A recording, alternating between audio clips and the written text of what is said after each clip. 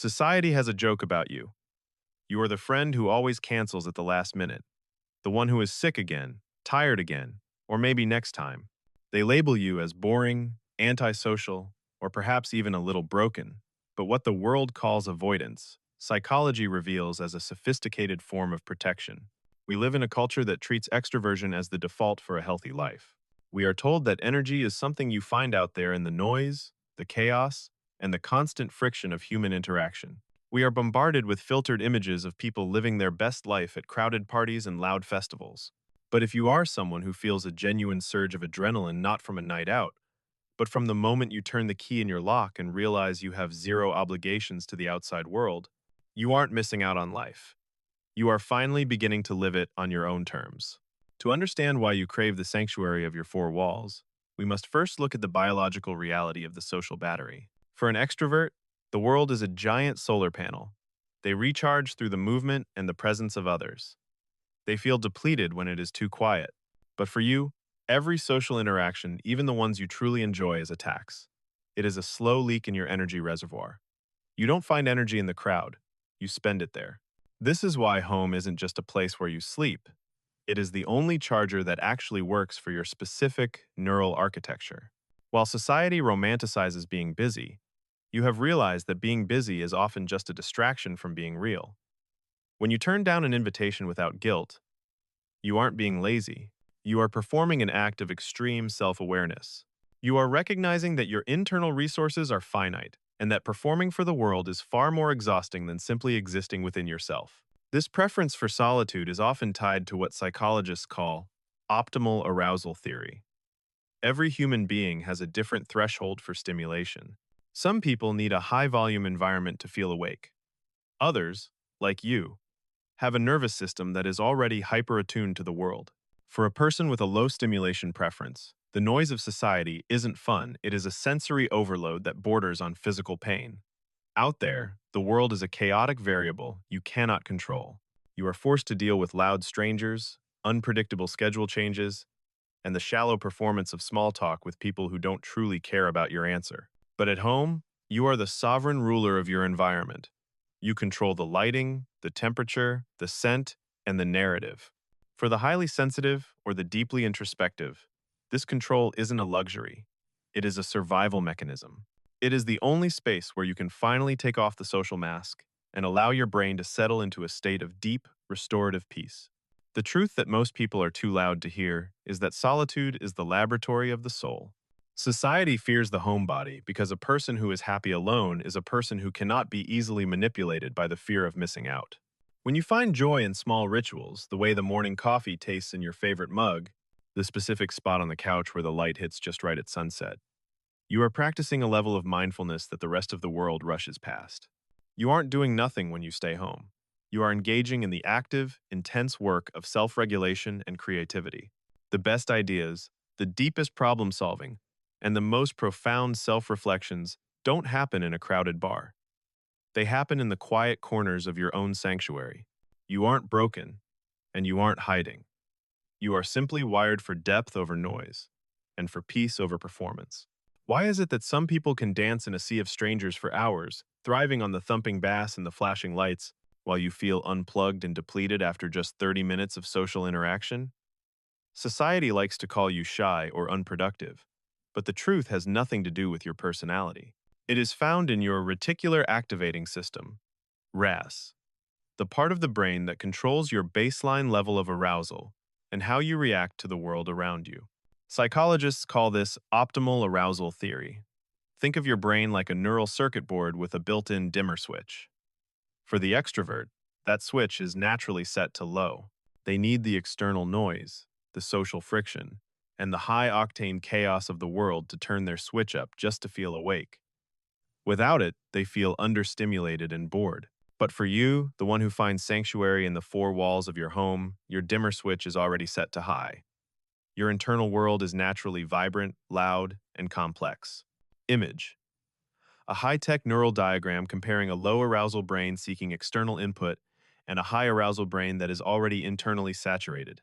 This means that you don't go home to do nothing. You go home because your brain is already doing too much. Every car horn, Every flickering neon sign and every forced "how are you" from a neighbor is a sensory assault on your nervous system. For the homebody, the world isn't a playground. It is a minefield of overstimulation. When you walk into a crowded room, your neurons aren't feeling fun. They are experiencing a biological overload, like a high-performance computer being forced to run too many programs at once. It isn't a fear of people. It is a biological rejection of noise. This low stimulation preference is actually a sign of a hyper-efficient processor. Science suggests that those who prefer solitude often possess a deeper level of information processing. You don't just see a room. You analyze the micro-expressions of the people in it, the tone of the conversations, and the emotional debris left behind by social interactions. While the extrovert is busy consuming the moment, you are busy Moshe it. This level of depth is exhausting. Home is the only place where the input stops and the processing can begin. It is the only place where you can finally clear the neural cache. Image: a silhouette of a person sitting in a quiet room, with their inner world represented by galaxies and complex geometric patterns exploding within their mind. Stop apologizing for needing the stillness. In an age of the attention economy, where every app and every person is trying to hijack your cognitive energy, choosing to stay home is a strategic withdrawal. You aren't missing out on experiences. You are curating a higher quality of life. An evening spent on your couch, lost in a thought spiral, or immersed in a comfort show, isn't a waste of time. It is an active engagement with your own consciousness. It is the only time you aren't being performed upon. You have been told that you need to get out more to grow, but for the homebody, growth is vertical, not horizontal. You aren't interested in the breadth of shallow connections. You are wired for the depth of internal exploration. Your home is not a prison. It is a high-tech laboratory where you regulate your nervous system and refine your thoughts. You aren't broken. You are simply a high-performance machine that requires a very specific, quiet environment to function at its peak. You don't need the world to turn the volume up. You've already found the symphony in the silence. The world outside your front door is a cacophony of variables you did not choose. From the moment you step onto the street, you are subjected to a constant, exhausting cognitive tax. You have to navigate loud strangers, sudden noises, the blinding glare of unpredictable weather, and the relentless pressure of social performance. In public, you are in a defensive crouch, your brain constantly scanning for cues, forced to adapt to environments designed by and for someone else. But the second you cross your threshold, the power dynamic shifts. You aren't just a resident. You are the sovereign ruler of your environment.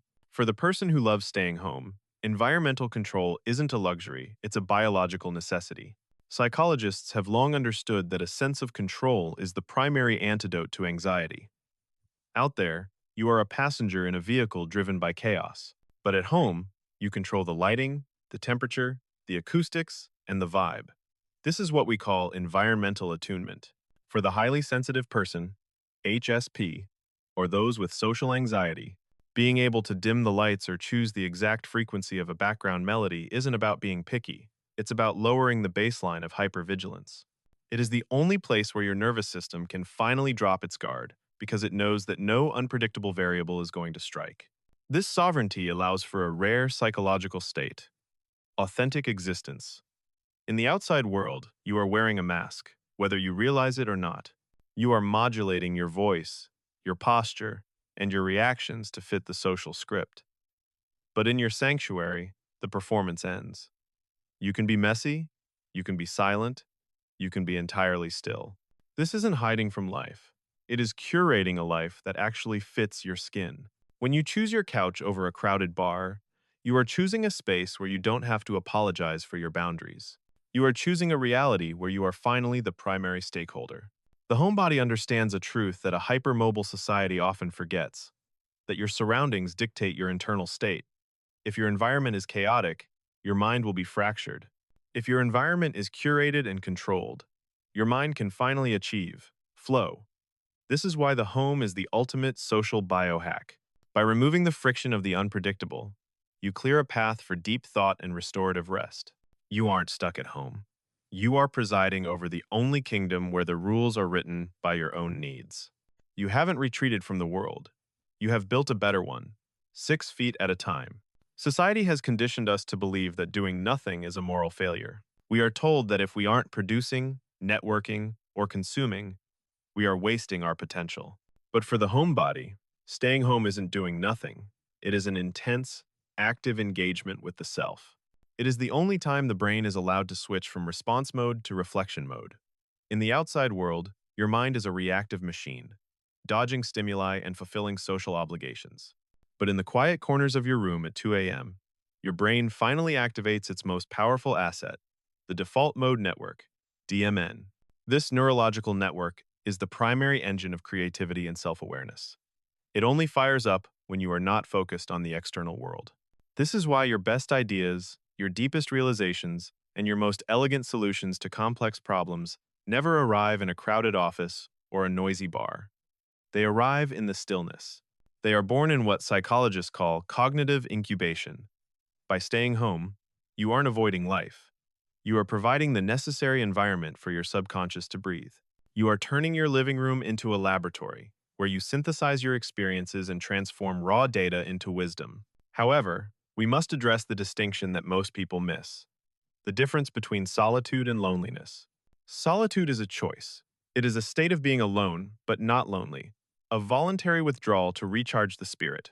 Loneliness, on the other hand, is a hunger, a painful gap between the connection you want and the connection you have. For the true homebody, solitude is a luxury. It is a state of social fasting that cleanses the mind of the noise of other people's opinions. Yet, as your source wisely suggests, there is a darker edge to this sanctuary. For some, the four walls of a home aren't just a refuge. They are a shield against a world that feels too heavy. When the desire to stay home is driven by past trauma, social anxiety, or the quiet whispers of depression, the home undergoes a terrifying transformation. It stops being a refuge and starts becoming a cage. You must ask yourself the uncomfortable question: are you staying home because it fills you up, or because leaving feels like a threat? One is a path to peace. The other is a strategy for hiding. The brilliance of the homebody lies in their ability to recognize this boundary. They understand that their inner world is so rich and so vast that they don't need the world to entertain them, but they also know that a sanctuary is only powerful if you have the strength to leave. They find joy in the small rituals that others rush past. The morning coffee routine, the way the light hits the floor, the comfort of a familiar story. These aren't just habits, they are a celebration of the present moment. While the rest of the world is chasing the next big thing, the homebody has already found it in the beauty of the now. You aren't missing out on memories. You are making the only memories that truly matter, the ones you have with yourself. We live in an era of radical accessibility. Between the pings of notifications and the relentless pressure of the attention economy, the modern world has declared war on silence. We are told that being unreachable is a social sin, and that staying home is a symptom of a life wasted. But as we have explored, the psychology of the homebody reveals a much more profound truth. In the 21st century, the ultimate status symbol isn't a plane ticket or an invite to an exclusive event. It is the sovereignty of your own time. When you choose a solo Saturday over a loud social obligation, you are practicing a high-level form of social fasting. You are cleansing your mental palate from the toxic residue of other people's expectations. This isn't about missing out. It is about self-awareness. While society romanticizes the influencers and the live your best life culture, you have realized that your best life doesn't require a filter or an audience.